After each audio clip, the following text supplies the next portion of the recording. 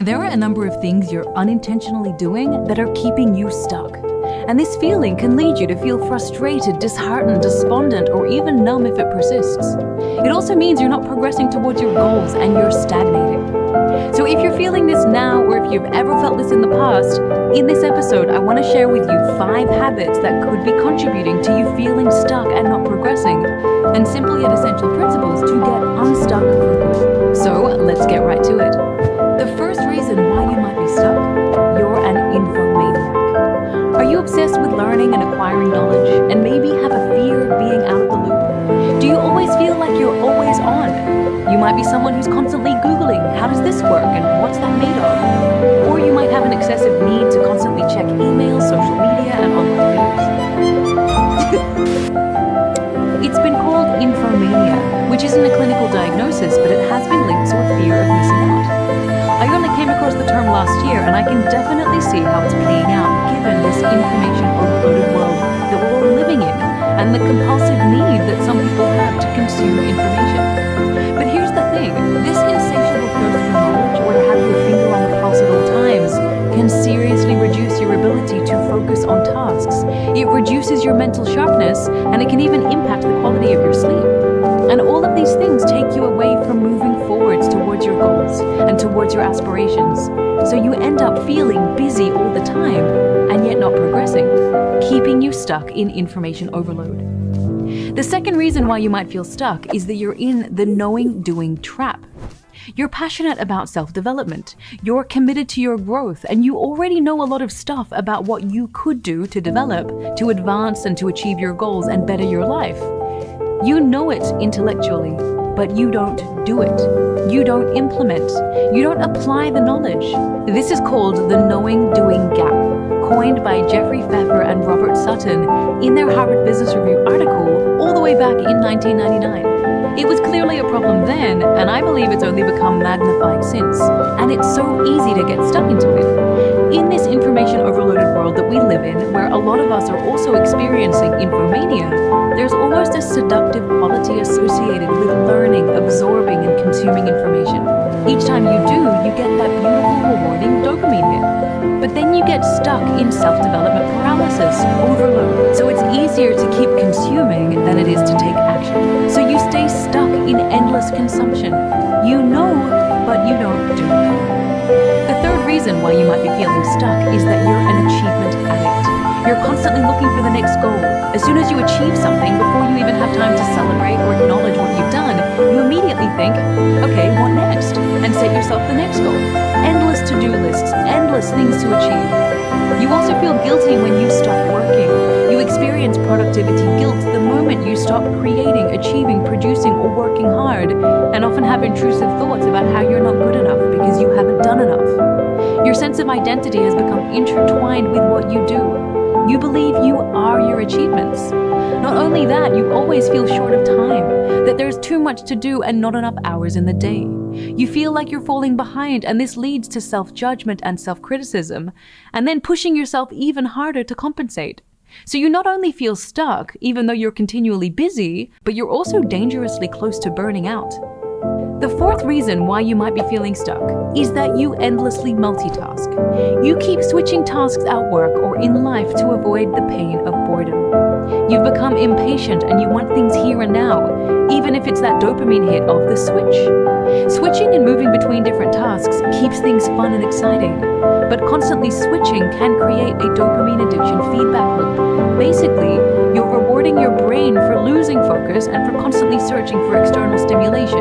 Phone, email, new spreadsheet, new book, new podcast, which doesn't help and actually conditions you to do it more. You can't be still, but stillness is important for charging your mental batteries for reflection and for introspection to make sure whatever you are occupying your time with is actually aligned with where you want to go, rather than just filling up your time to avoid being bored.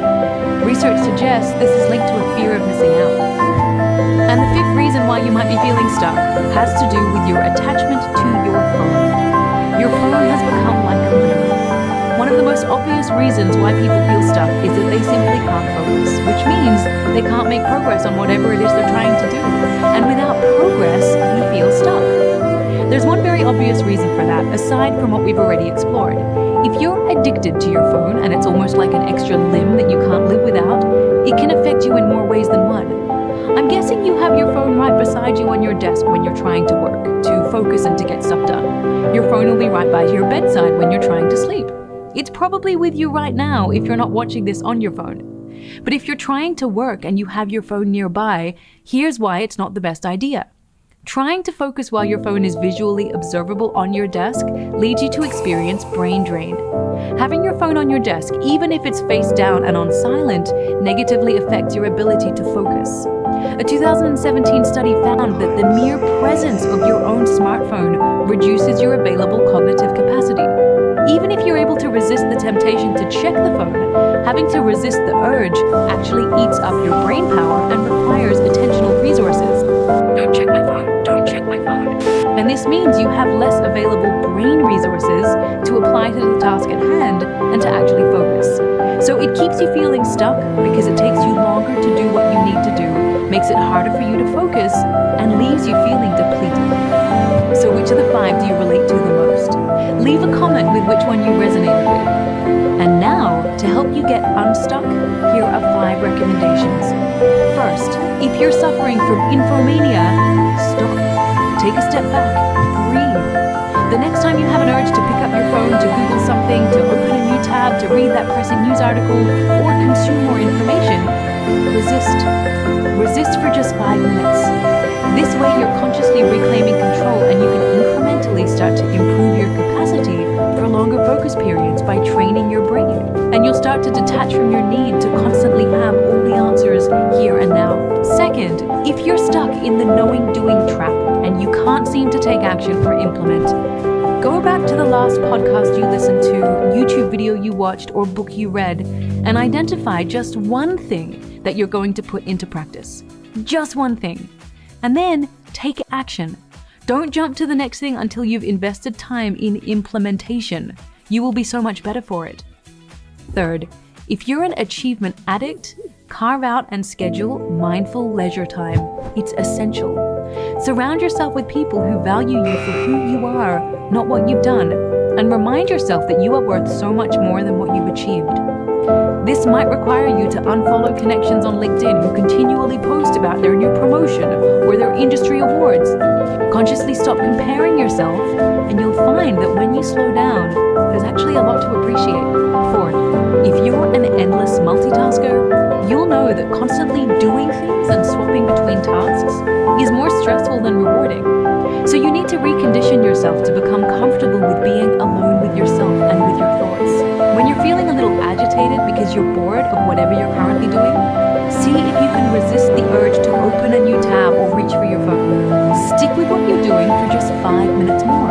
Even if it means being alone with your thoughts for an extra 5 minutes, you can grab a pen and paper and journal, write about what you're experiencing.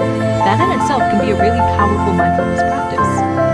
This way, you can incrementally start to improve your ability to resist the urge to move on to new things immediately by training your willpower muscle. You'll also start to normalize that feeling of boredom and can learn to reframe it as a moment of stillness.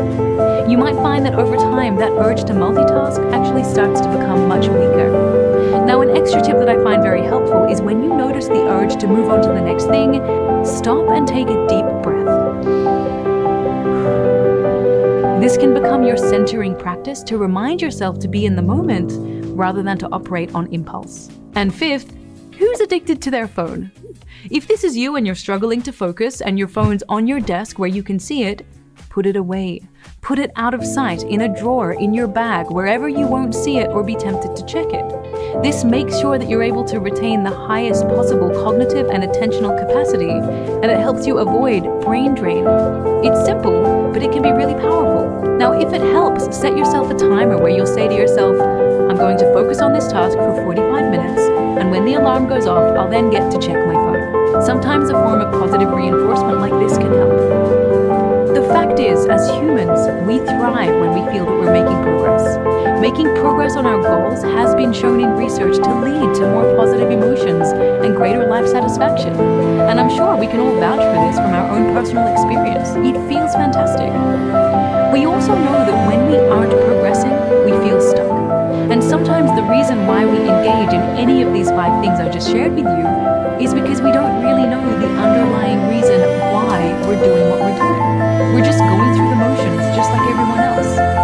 But when we're not clear on why what we're doing is important and how it links to our underlying values and purpose for living, it's all too easy to feel stuck, stagnant, and unfulfilled. So take time to reflect on your life and the impact that you want to have. How do you want to make a difference? How are you making your life one of service and being of value to others? When you can link what you do to this underlying driver, nothing is too much trouble and there is always time.